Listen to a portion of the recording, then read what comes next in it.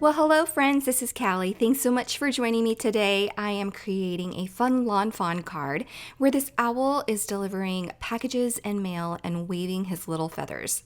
So you can see the little anime right here. And then we're just going to get started really quickly here by coloring these images. I've stamped everything that I want to use. And for the interactive portion of this card, you do need two sets of wings. You need a right and a left stamped individually. I just happened to stamp a hole and then started coloring and said, oops, I need one more. So you'll see at the very bottom, I do have another left wing stamped out for this owl.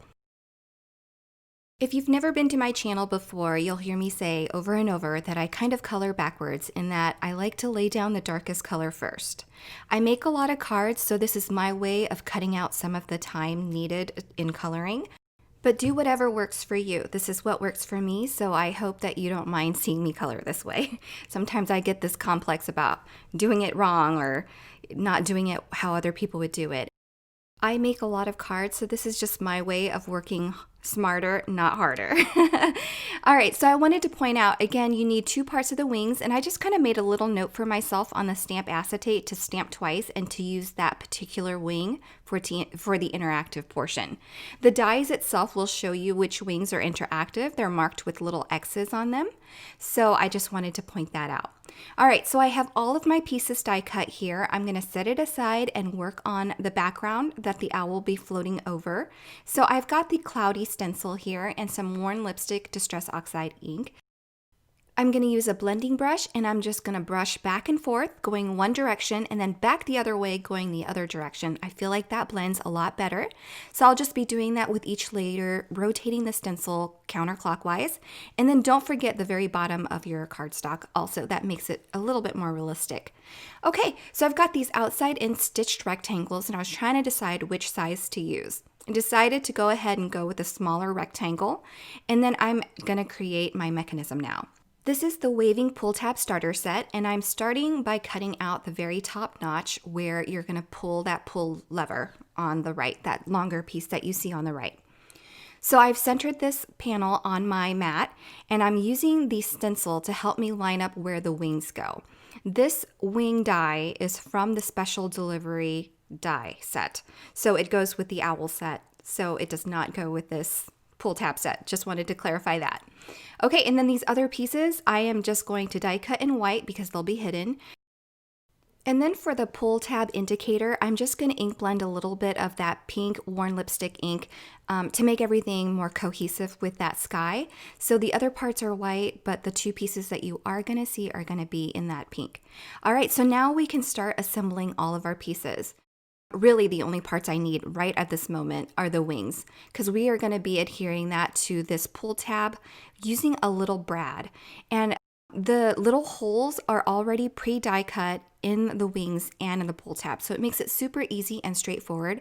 All you want to do is line up the X's to make sure your wings are in the right direction.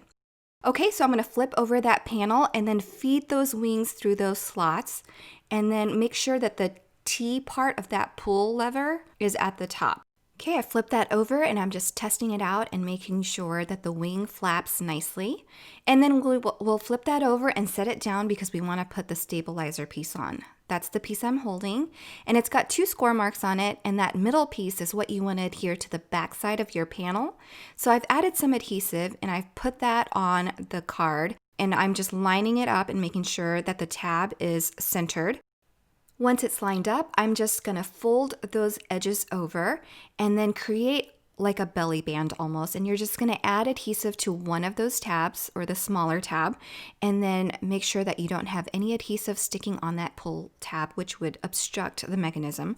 And then the last thing to do is to adhere this little arrow piece to the top of your pull tab. It's already scored, so I'm just going to fold it in half, add some adhesive, and then slide it in at the top of my tab to secure it in place.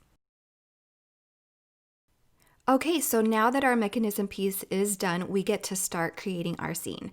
I'm going to start by adhering all of the pieces together. This little package has wrapping paper, so I've adhered that first, and then I'm adhering the rope that the owl is holding the package with. The longer ends go in the front, and then the two shorter ends get tucked behind the package.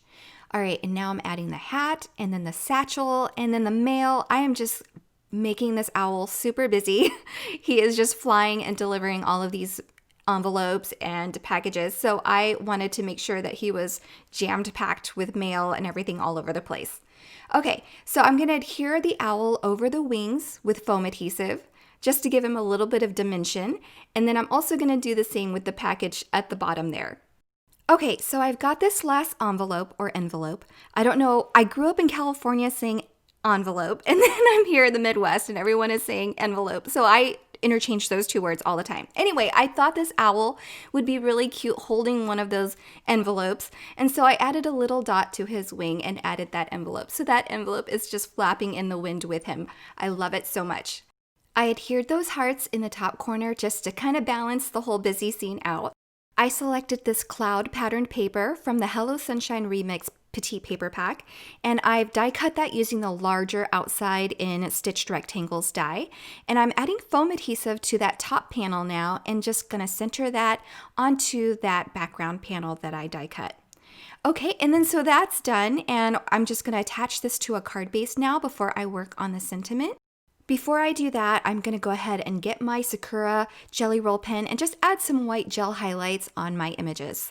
And while that's drying, I can heat emboss my sentiment, cut them down, and then adhere them to my card using some foam adhesive for, again, some extra dimension. I always like to use my T-ruler to make sure everything is lined up and then press my sentiment down. And then that finishes my fun card for you today. I hope you enjoyed this. Thanks so much for stopping by. I can't thank you enough for spending time with me. I appreciate it so much. One of my goals for 2021 is to make more videos for my personal YouTube channel. So I really thank you for being here and hope you'll enjoy more videos from me. Have a great day, everyone. Bye.